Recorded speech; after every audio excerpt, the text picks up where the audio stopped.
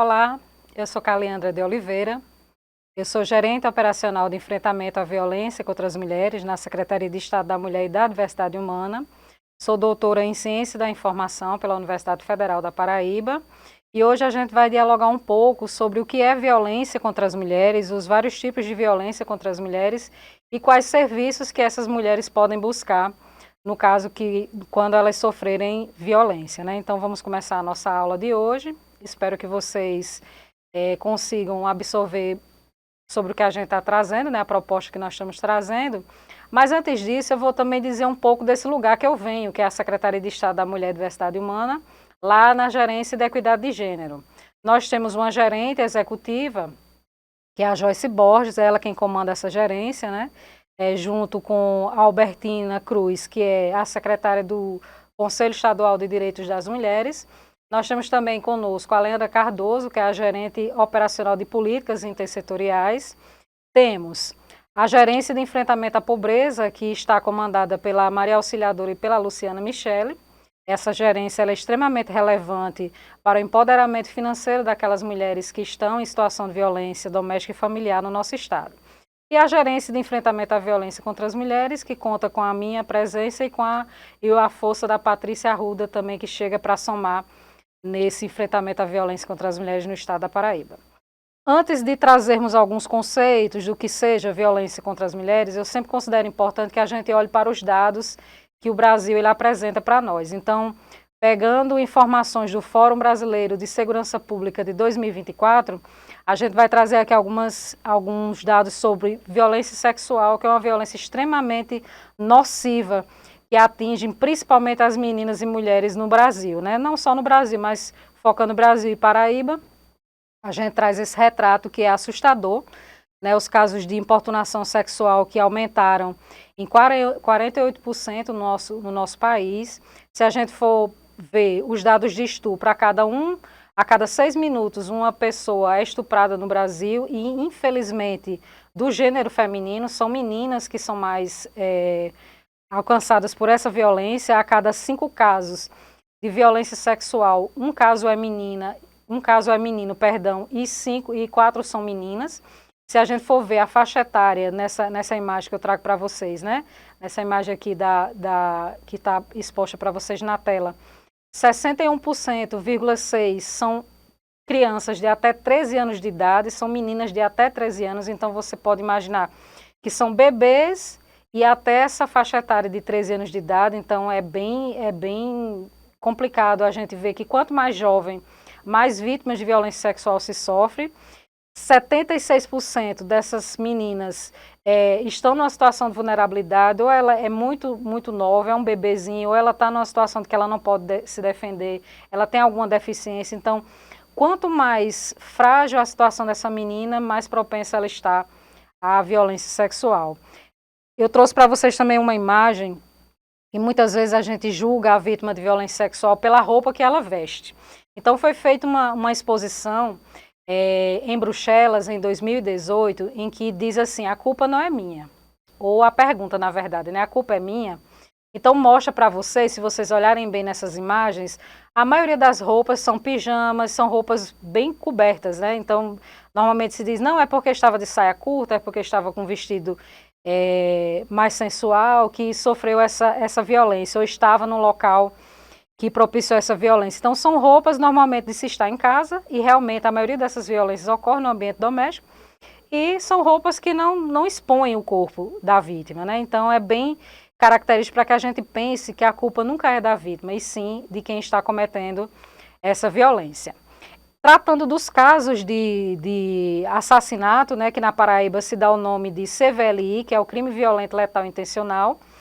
Na Paraíba também se faz esse perfil dos CVLIs femininos e também do feminicídio, né? O feminicídio ele começa com a qualificadora lá em 2015, já em 2024 ele se torna um crime autônomo, mas desde 2015 que a Paraíba ela faz essa análise desses dados, o que é crime violento letal intencional feminino e o que é feminicídio. Então vocês podem ver uma série histórica de 2015 até 2024, que eu coloco na lateral inferior do nosso vídeo, Tem, 2024, CVLI feminino foram 68 e 25 feminicídios. Então, começa com um número grande lá em 2015 de 103 CVLIs e 26 feminicídios, e essa série histórica ela vai oscilando de maior para menor e havendo uma redução, mas mesmo quando há redução desses CVLIs e mesmo quando há um índice de elucidação de crimes muito altos, mesmo assim, nós da Secretaria de Estado da Mulher e Diversidade Humana, a gente se preocupa. E a gente intensifica o nosso diálogo e a nossa ação em rede com a Secretaria de Segurança. Então, o que causam essas violências? A gente pode pensar, Caliandra, mas o que causa essas violências contra as mulheres? Esses homens ou essas mulheres que cometem esses crimes, eles têm algum problema mental, algum transtorno?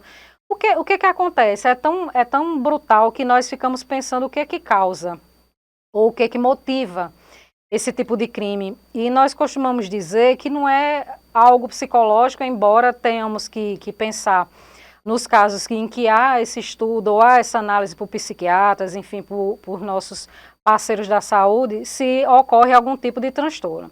Na maioria das vezes isso não ocorre. Não é um transtorno mental, não é um transtorno de comportamento, e sim um combustível chamado misoginia, que é o ódio e desprezo à figura feminina. Lembramos que na aula de Laura a gente aprendeu um pouco do que é essa identidade feminina. Então a misoginia é o sentimento de nojo, de repulsa e desprezo a essa identidade feminina. Tá? Então tudo que for do feminino, a misoginia é esse nojo, esse desprezo e esse ódio. E por ter esse nojo, esse ódio, esse desprezo, os crimes eles são extremamente violentos. Então não é um tiro, não é uma facada, são vários tiros, são várias facadas, mutilações. Então são crimes extremamente brutais, porque esse ódio e esse desprezo é muito grande à figura feminina. Outro combustível que a gente coloca nesse rol desses crimes é o machismo, que é a crença de que o gênero masculino ele é superior ao gênero feminino. Esse gênero feminino, portanto, ele se reduz a uma coisa. Então ele não pode ter vontade própria, esse feminino não pode existir sem esse masculino. Então muitas vezes quando os autores de violência e de feminicídio eles matam suas companheiras, eles dizem assim, se você não for minha, você não vai ser de mais ninguém. Então cometem esse tipo de crime, no caso o feminicídio, que já é o ápice dessa violência, né? Aqui foi uma campanha do Ministério das Mulheres que nós trazemos aqui para vocês, e nessa imagem tem aqui: nem toda violência é física, mas todas deixam marcas. E já atendi mulheres em situação de violência que disseram que aquelas palavras que foram ditas para elas naquele momento, daquele xingamento, doeu mais do que um tapa. Porque o tapa, o machucado, essa marca ela pode desaparecer. Mas a violência psicológica, a violência moral, ela pode ficar reverberando na mente dessa mulher por muito tempo. Então a violência psicológica, que é a primeira que ocorre, ela deixa marcas profundas na vida dessas mulheres. Aqui eu trago o conceito do que é a violência contra a mulher. Na verdade, a violência contra a mulher ela está dentro de um guarda-chuva maior do conceito do que é violência, que é a violência de gênero. Lembrando que o gênero não se destina apenas ao feminino, né? A professora Laura, ela trouxe para nós que o gênero ele tem várias nuances, né? Então, na verdade, a violência contra a mulher ela é uma expressão da violência de gênero, ela é um tipo de violência de gênero que se destina ao gênero feminino. E ela é totalmente uma relação de poder. E ela causa dano a essa mulher, causa dano psicológico, causa dano moral, causa dano físico e pode também acabar com a vida dessa mulher. E nós temos também o conceito da violência doméstica, que já é trazida pela Lei Maria da Penha, né? Que ela pode ocorrer no âmbito familiar ou no âmbito doméstico. Então, aquelas pessoas podem coexistir naquele mesmo espaço doméstico, é aquela violência ocorrer naquele espaço doméstico, ou pode ser um familiar que não resida comigo, mas que cometa essa violência doméstica. A Lei Maria da Penha ela é muito completa e ela vai tratar também esse ambiente doméstico para outras relações. Inclusive, uma pessoa que trabalhe na minha residência, né, que ela conviva comigo e trabalhe, seja aquela pessoa que está ali no meu convívio trabalhando comigo, eu posso cometer violência doméstica contra essa mulher, né? Então, a lei, ela protege, a Lei Maria da Penha, a identidade feminina, então a mulher cis, a mulher trans, e ela vai punir qualquer identidade, seja homem ou mulher que cometa esse crime de violência doméstica. Então é uma lei extremamente relevante, não é à toa que é considerada a terceira melhor lei do planeta, segundo a ONU. Eu trouxe outros tipos de violência aqui para vocês, só para vocês verem como, infelizmente, os tipos são diversos de cometimento de violência contra as mulheres. A sexual, que é a mais comum, né, que ocorre conosco, que é o estupro, tem o estupro corretivo, a importunação sexual. O estupro corretivo, eu não sei se vocês sabem, mas o estupro corretivo é uma modalidade de estupro que visa alterar o modo o modo de se relacionar daquelas mulheres. É muito cometido com mulheres lésbicas. Se diz assim, mas se ela é lésbica, ela gosta de outra mulher porque ela não conheceu verdadeiramente uma relação com um homem. Então, ocorre esse estupro para que essa mulher, como se ela fosse, a partir de uma violência, passar a gostar do gênero masculino. Outro estupro corretivo que acontece bastante são nas guerras. Então, quando se conquista um local, o estupro corretivo serve como uma relação de poder para dominar aquelas mulheres, subalternizar aquelas mulheres daquele local que se é conquistado. A importunação sexual, ela é uma lei jovem, né, uma lei de 2018. Ela surgiu a partir de um episódio que aconteceu em São Paulo, em que um homem ele ejacula no ombro de uma passageira. E esse homem ele é detido, mas ele é liberado e ele repete esse crime novamente, né? Normalmente os autores de violência sexual, eles não param na primeira ação, eles continuam a praticar esse tipo de crime, e não foi diferente com esse cidadão que cometeu esse crime. E a partir dessa situação, discussões foram levadas, né, movimento feminista, entes governamentais também, e essa lei, a Lei 13.718, ela foi promulgada. Então, no estado da Paraíba, a Secretaria da Mulher e Diversidade Humana, ela atua em parceria com a Secretaria de Segurança, fazendo várias campanhas de enfrentamento a esse tipo de violência. O feminicídio, como eu disse para vocês, que lá em 2015 ela vem como uma qualificadora, ela pode qualificar o homicídio feminino dentro da violência doméstica ou na razão de desprezo pela figura feminina, né, por essa identidade feminina, mas em 2024 ela passa a ter um caráter autônomo e também aumenta a pena nos casos de assassinato de mulheres, né, que é bem importante que a lei ela venha a favor dessas mulheres, né, a proteger essas mulheres.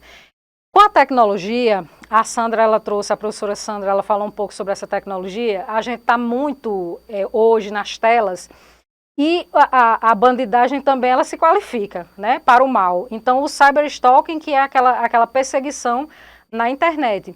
Eu costumo recomendar às pessoas que não deixem seus perfis de Instagram, de Facebook abertos.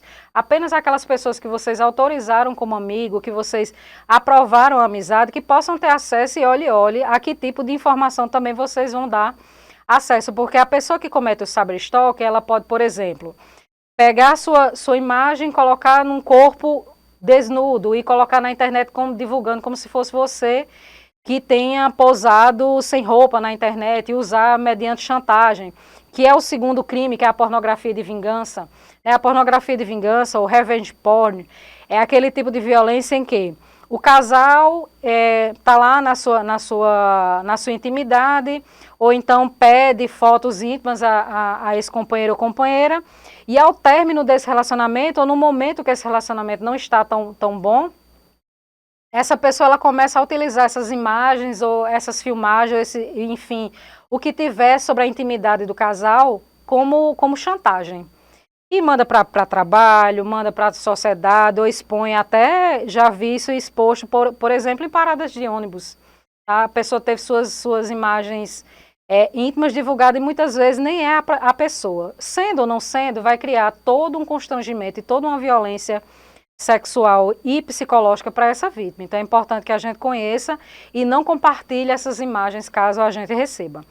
Tem uma lei também mais antiga, que é a lei Carolina Dickmann, que foi justamente uma atriz da Rede Globo que passou por uma situação que teve suas fotos íntimas divulgadas na internet, mas não foi por um parceiro, foi por um hacker, né?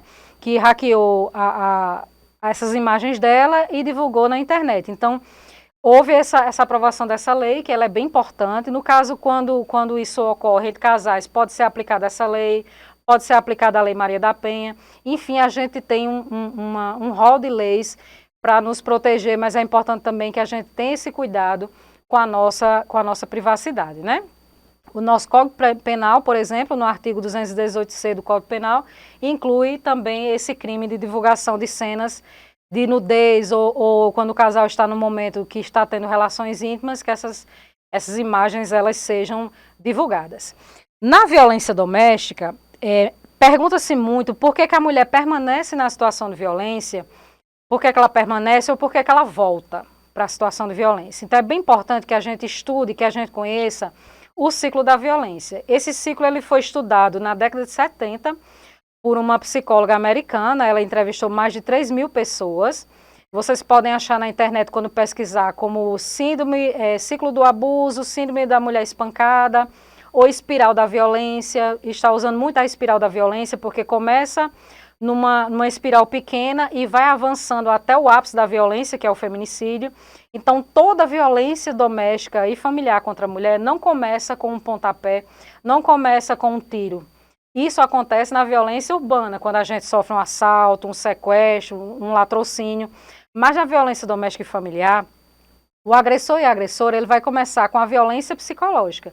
Então, começa com uma chantagem, começa com uma crítica à sua vestimenta, ao seu corpo, à sua imagem, e alterna essa violência com a lua de mel. A lua de mel é o pedido de desculpas, é a promessa de mudança, é até aquela mudança por uma semana, alguns dias, e retoma essa violência de novo.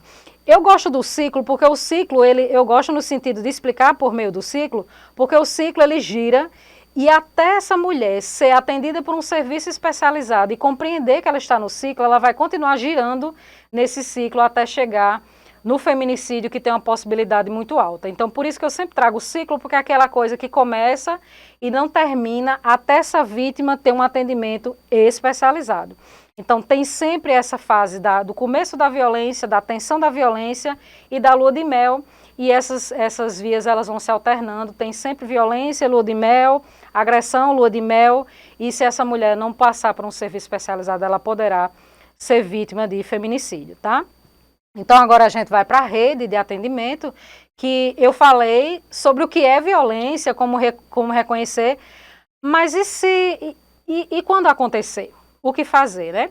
Então, o nosso estado, a Paraíba, ela tem avançado, ela avança cotidianamente e ela é referência para o Brasil no que tange essas redes especializadas e não especializadas de atendimento às mulheres. Nós temos uma rede chamada REANCAV, que ela é uma reunião de entes que eles colaboram entre si para tentar resolver e tentar criar políticas públicas para as mulheres.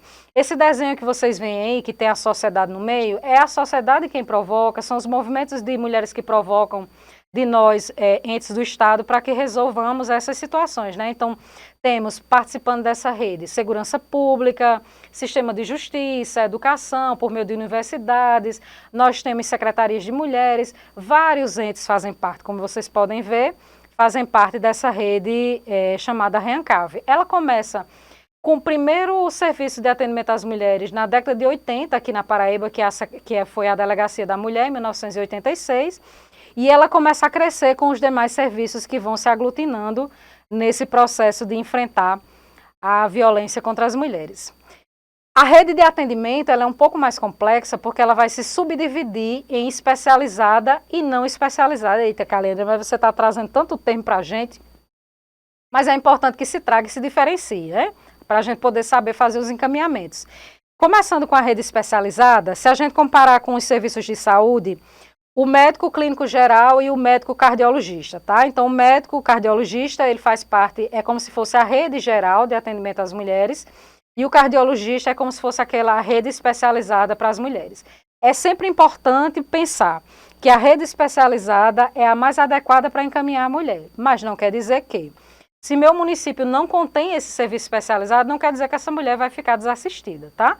Mas se no meu município tem, como diz no exemplo ali, delegacia especializada, centro de referência da mulher, vara especializada, juizado especializado, de preferência a mulher em situação de violência doméstica deve ser encaminhada para estes serviços. Mas se não houver, a gente vai para a rede não especializada. Então, os hospitais gerais, caso essa mulher sofra uma violência mais contundente, ou essa mulher sofre uma violência sexual, ela pode ir para um hospital geral, ela pode buscar atenção básica, os centros de referência da assistência social, que são os CRAs, os CREAS, que são os centros de referência especializados.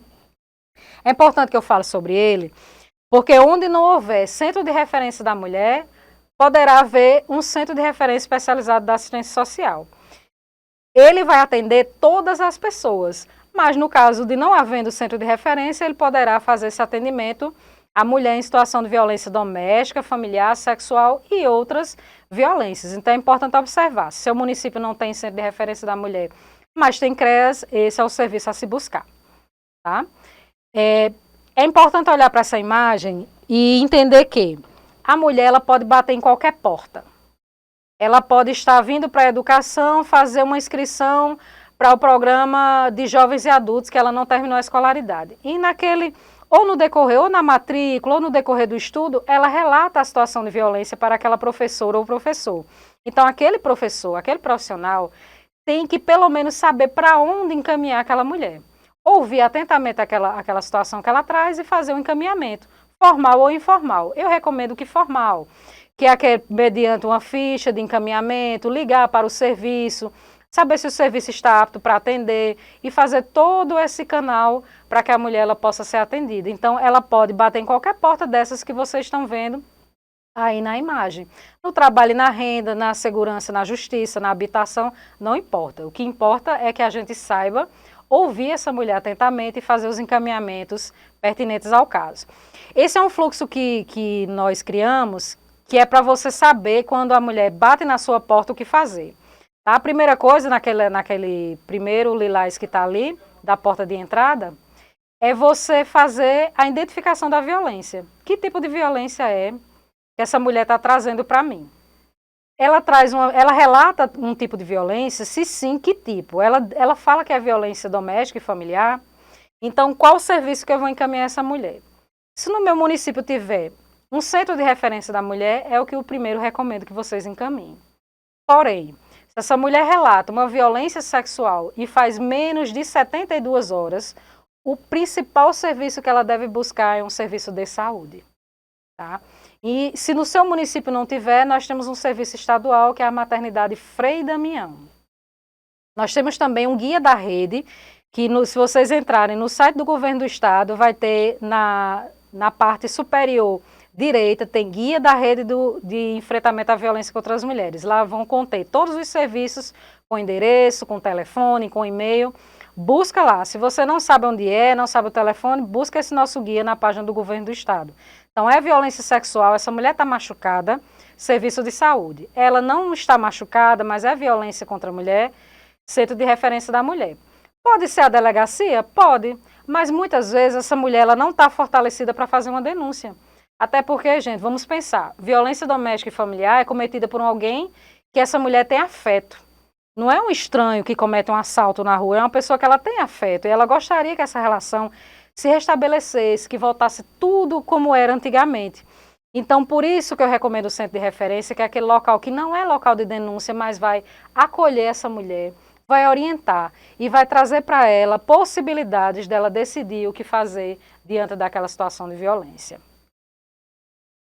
Aqui eu trago para vocês a nossa Secretaria da Mulher, né, a fachada da nova sede da nossa Secretaria de Estado da Mulher, e dizer que a gente tem um trabalho muito forte com acesso à informação, porque a gente entende que não adianta eu ter um fluxo desse para saber encaminhar, mas eu não saber para onde eu vou encaminhar. Né? Então, a Secretaria de Estado da Mulher, ela faz muito esse trabalho de orientar as redes, de orientar a população onde buscar ajuda. Então, esse trabalho que a gente está fazendo com vocês hoje, a gente faz cotidianamente com a rede, com outros serviços, a gente faz para a população. A gente implantou um protocolo de feminicídio na Paraíba. Esse protocolo, ele orienta a Secretaria de Segurança, o Sistema de Justiça, como olhar para os crimes contra as mulheres, para olhar para esse crime e pensar nele a partir do olhar de gênero. A gente faz campanhas contra a importunação sexual, principalmente no Carnaval e no São João, que são festejos extremamente relevantes para a nossa Paraíba. A gente que cria guias, cartilhas, a gente tem um sistema de atendimento e a gente coordena essa rede estadual de atendimento às mulheres. Além disso, né, a gente também fez uma campanha que é o violentômetro. Esse violentômetro, ele foi criado e pensado a partir de outras estratégias também que já existiam no país sobre o que é esse termômetro da violência, e ele é para ser afixado nos serviços, nas secretarias de governo. Então, qualquer secretaria de governo que ainda não tem o seu violentômetro pode entrar em contato conosco para poder afixar nas suas instalações, porque nele a mulher que está sendo atendida por vocês, ela poderá olhar para esse termômetro da violência e se identificar em qual faixa que ela está. Se ela está na faixa amarela, laranja ou vermelha. Pensando que a vermelha ela já está num caso bem mais grave, mas ela poderá se enxergar num sintoma que esse termômetro traz. O que é que ele traz também? Traz o número do 190, que é da Polícia Militar em caso de emergência, 197 da Polícia Civil, que é no caso de denúncias anônimas, a gente pode acionar. O 155 para a região de João Pessoa, ele é a violação de direitos, mas para qualquer outro município do estado da Paraíba é o Disque 100. Nós temos também o Disque 180, que é do Ministério das Mulheres, que qualquer pessoa, inclusive profissional, pode ligar para o 180 e se informar sobre a rede de atendimento ou sobre alguma dúvida relacionada à violência contra a mulher. Tem também um QR Code, que se você apontar a sua câmera do celular para esse QR Code, você vai ter acesso àquele guia da rede que eu falei para vocês, que contém todos os serviços da Paraíba que atendem as mulheres, tá? Então agora eu vou mostrar cada um serviço desse, né, começando com os centros de referência. Os centros de referência da mulher, eles foram fonte de estudo para mim, esse conceito eu dei em 2016, quando fiz mestrado na Universidade Federal da Paraíba. Eles são serviços especializados no acolhimento, atendimento, acompanhamento e encaminhamento nas áreas de psicologia, serviço social e direito para mulheres em situação de violência doméstica, familiar e sexual. É um serviço de acolhimento e orientação. Ele não é um local de denúncia, é um local que as mulheres podem se sentir seguras de buscar. São centros de referência da mulher. Aqui eu mostro para vocês a fachada dos serviços que são centros de referência do estado. Um é regional, que fica em Sumé, que é o CRIANC, e um estadual que atende toda a Paraíba, que é o Fátima Lopes, que fica em Campina Grande. Então, naquele município que não houver centro de referência, a mulher vai optar ser atendida pelo CREAS, lembram que eu falei, o CREAS, que é o Centro de Referência Especializado da Assistência Social, ou pelo nosso Centro de Referência Fátima Lopes. No caso da mulher estar muito distante de Campina Grande, esse atendimento pode se dar de forma virtual, por videochamada, que vai facilitar o atendimento pela nossa equipe. Tá? Nós temos as casas de acolhimento temporário, uma casa de acolhimento temporário na Paraíba, que é a casa Irene de Souza Rolim, ela fica em Souza, e ela vai atender mulheres acima de 18 anos e filhos até 16 anos. Ela realmente é um serviço de acolhimento temporário, a mulher não esteja em risco iminente de morte, para aquelas mulheres que precisam se afastar daquele local da violência, ela não tem uma rede de proteção naquele momento que ela possa contar.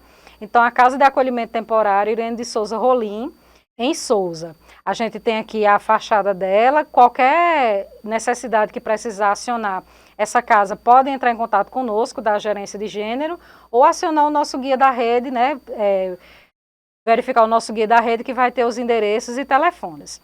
A gente tem também a Casa Abrigo Ariane Thaís. Essa é mais específica porque ela vai abrigar e proteger aquela mulher que está em risco iminente de morte, ou ela sofreu a tentativa de feminicídio e sobreviveu, ou ela está sendo ameaçada de morte. Então ela poderá, porque ela não é obrigada a aceitar a nossa proteção, mas ela poderá ser protegida conosco. Nós oferecemos uma equipe multiprofissional de advogadas, assistentes sociais, psicólogas, técnicas de enfermagem, e temos também um efetivo da Polícia Militar, que fica 24 horas na proteção dessa equipe e dessas pessoas que estão protegidas nessa casa. A mulher tem que ser maior de 18 anos e ela também pode levar os filhos até 16 anos. Qual o tempo, Caliandra, que ela permanece na casa? O tempo que dura o risco. Então, se ela foi abrigada e com 3 dias depois o agressor foi preso, então o risco cessou, né? A gente, claro que espera audiência de custódia, se esse autor da violência não será liberado, enfim, a gente tem todo um cuidado e a análise de risco ela é cotidiana para que a gente realmente salve a vida dessa mulher e dos seus filhos, que na maioria das vezes essa mulher sempre vem com filhos. Dificilmente a gente recebe mulher sem filhos na Casa Abrigo Ariano Thaís. Nós temos o Programa Integrado Patrulha Maria da Penha, que é um programa também ainda bem mais específico. Ele vai atuar na proteção de mulheres que pedem medida protetiva na violência doméstica ou que já estão com essa medida protetiva deferida ou aprovada por esse juiz, com essa medida válida, né, que ela esteja no tempo de vigor.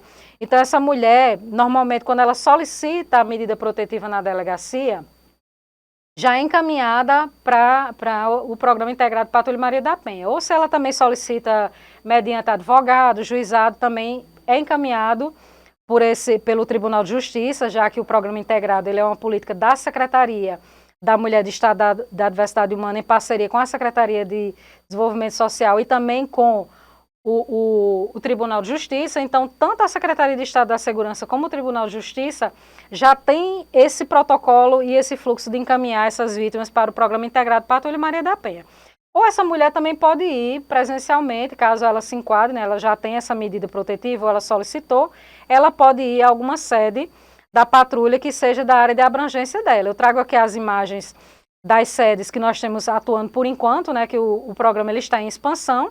Nós temos a sede de João Pessoa, que atende 27 municípios, nós temos a sede de Campina Grande, que vai atender 35 municípios, nós temos a sede de Guarabira, que vai atender 40 municípios, e nós temos o núcleo de Cajazeiras com 28 municípios de abrangência. Essa mulher, quando faz parte do Programa Integrado Patrulha Maria da Penha, ela também precisa aceitar fazer parte, ela não está obrigada a aceitar o atendimento, e também não é automático. A mulher, quando pede a medida, automaticamente ela não está protegida conosco, ela precisa ser atendida. Quando ela compreende o que é o programa, ela aceita ou não, ela aceitando, ela está fazendo parte da nossa proteção. Então, essa mulher, além de um atendimento multiprofissional de uma equipe especializada, ela também tem o monitoramento por meio da Polícia Militar, uma Polícia Militar específica e capacitada, que faz parte do Programa Integrado Patrulha Maria da Penha. Aqui eu trago só alguns dados como curiosidade para vocês. Em 2024, né, nossas casas, tanto a de acolhimento provisório como a de acolhimento em caso de risco iminente de morte, foram mais de 91 pessoas acolhidas e mais de 3 mil atendimentos prestados. Os dois centros de referência, foram mais de 2 mil atendimentos, né, 2 mil novos atendimentos. A gente tem ainda outros atendimentos que a gente faz o acompanhamento. A patrulha, no geral, nessas sedes que eu mostrei para vocês aqui agora há pouco, né? Todas elas, só em 2024, elas fizeram mais de 18 mil atendimentos, fora as rondas de monitoramento da Polícia Militar, né? E acompanharam em 2024, elas estavam encerrando 2024 com esse número de 799 mulheres, agora já está bem acima disso, né? Então, trazer a novidade para vocês que em andamento no estado da Paraíba nós temos a ampliação do Programa Integrado Patrulha Maria da Penha, né, que vai alcançar todos os municípios da Paraíba, as salas lilazes nas DEANs, né, e também nas delegacias que são municipais, que não têm essa especialidade, também poderão ter essa modalidade da sala lilás, salas lilazes nos hospitais e maternidades do estado da Paraíba, ampliação de mais de 20 centros de referência, que também vão aumentar o rol que nós temos hoje 10. A gente terá 2 casas da mulher brasileira, que é um formato de serviço onde nessa casa conterá todos os serviços de atendimento especializado para as mulheres no mesmo local. E a gente também está com um projeto de enfrentamento à misoginia. Lembra lá no começo que eu falei para vocês que é um dos principais combustíveis da violência contra a mulher e do feminicídio. Então a gente está com esse projeto para trabalhar toda a Paraíba, enfrentando esse fenômeno que é tão doloroso. Aqui são alguns hospitais que nós temos especializados na Paraíba. Observem que a João Pessoa oferece o maior número, mas em alguns municípios a gente tem essa rede especializada. Não tendo, a mulher pode ser atendida num serviço regional ou buscar um estadual. Vamos memorizar que é violência sexual, no meu município não tem serviço especializado, maternidade Frei Damião, tá? Se eu morar em João Pessoa, sofri violência sexual, Instituto Cândida Vargas. Campina Grande vai ter o ISEA, tem o Hospital de Trauma e o Hospital Universitário. A gente vai ter hospitais especializados no municípios de Cajazeiras, Guarabira, Monteiro, Patos, Santa Luzia e Souza. Especializado, inclusive, na questão da interrupção da gravidez, no caso daquela mulher que foi estuprada e que não passou pelas medidas profiláticas, que eu mencionei, que é importante até 72 horas a mulher ou a menina que esteja na condição de engravidar, que ela já possa engravidar, precisa buscar o serviço de saúde em até 72 horas. Porque além de toda a profilaxia que vai prevenir as doenças sexualmente transmissíveis e também o HIV, essa mulher também terá a possibilidade de tomar uma medicação para que ela não engravide mediante essa violência sofrida. Nós temos 18 delegacias da mulher no estado da Paraíba, anunciando aí outras unidades, mas não quer dizer que o município que não tenha, essa mulher não possa ser atendida por uma delegacia municipal, ela pode, mas se no município dela tem uma delegacia municipal e uma DEAN, a gente chama de DEAN, que é a Delegacia Especializada de Atendimento da Mulher, ela tem que ser atendida pela DEAN. Então nós temos nesses municípios que vocês estão visualizando aí. Os centros de referência que eu falei para vocês, lembram que são 10 por enquanto, sendo 2 deles, um regional e um estadual, que é da Secretaria de Estado da Mulher e Diversidade Humana, mas municipais nós temos em João Pessoa, Campina Grande, Cajazeiras, Patos, Santa Luzia, Guarabira, Bahia e Ingá. Regional a gente tem em Sumé e estadual a gente tem mais um em Campina Grande, que é o nosso, Fátima Lopes. E, Caliandra, se não houver centro de referência, né, que eu falei para vocês dos CREAS, se não houver delegacia da mulher, se não houver juizado especializado, o que é que a gente faz?